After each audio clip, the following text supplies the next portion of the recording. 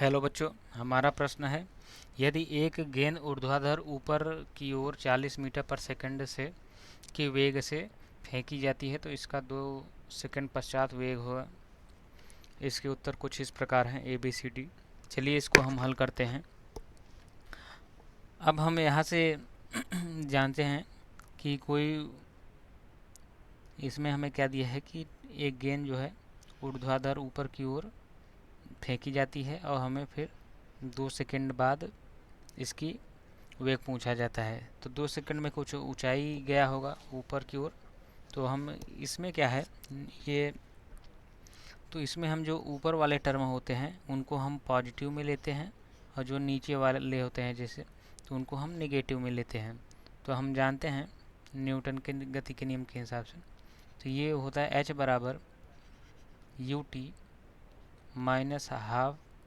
अब यहाँ पर एक्सेलरेशन जो है, एक्सेलरेशन आपके ऊंचाई वाले इन केसों में वो चेंज हो जाते हैं। तो यहाँ पर जी जो है आपका लगता है, गुरुत्वाकर्षण बल लगने लगता है।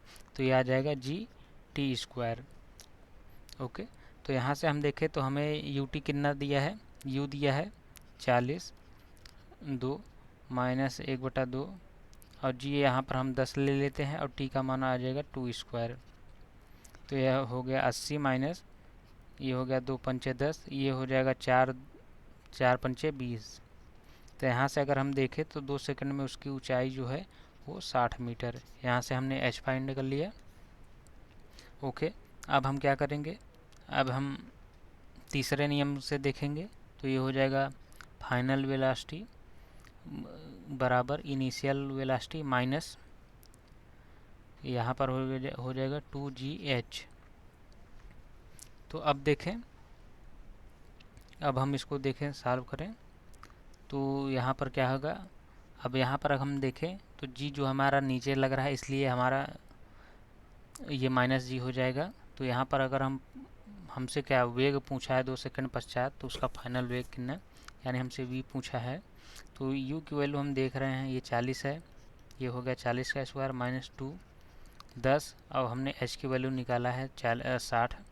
तो ये हो गया 1600 माइनस ये आपका हो गया 6 दूनी 1200।